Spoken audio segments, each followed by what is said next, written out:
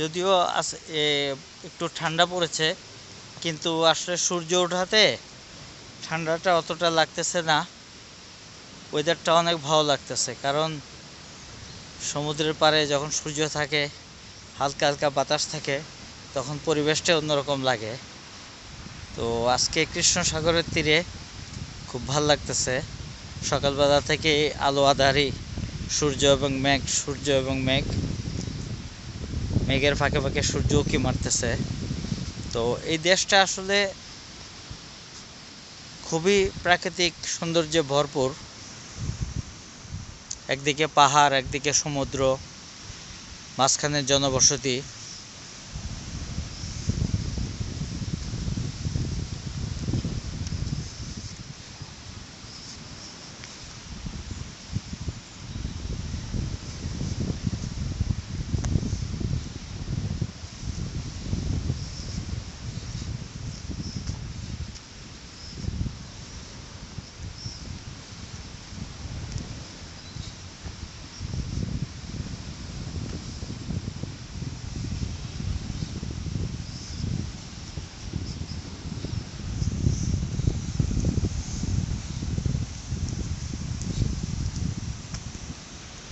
পাহাড় এবং সমুদ্রের মাঝে এই দেশটি অবস্থিত, একটি প্রাকৃতিক সৌন্দর্যের দেশ।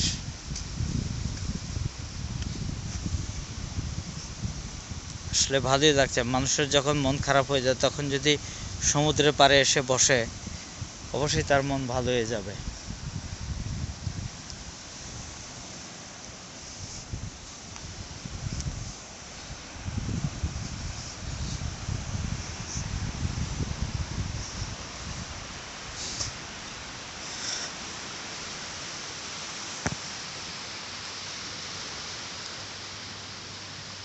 আবখাজিয়ার রাজধানী সুখুম পাহাড় এবং সমুদ্র বেষ্টিত কৃষ্ণ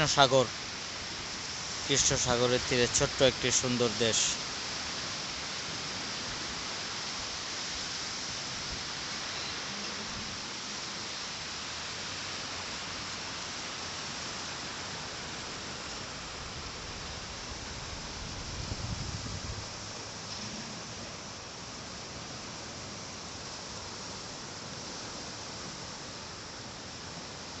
এখানে একটি মূর্তি দেখতে পাচ্ছি চত্বরের ভিতরে, বাগানের ভিতরে। মূর্তিটি কিসের জানি না, কাছে গিয়ে দেখি কিসের মূর্তি।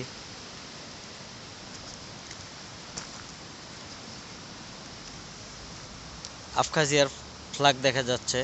এটি আবখাজিয়ার পতাকা, স্বাধীন আবখাজিয়ার পতাকা।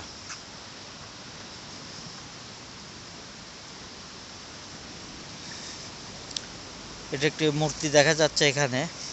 মূর্তিটি আসলে একজন ঘোড়সওয়ার, ঘোড়ার উপর থেকে উনি পড়ে যাচ্ছিলেন, সেই অবস্থায় মূর্তিটি করা হয়েছে এইভাবে। মূর্তিটি আসলে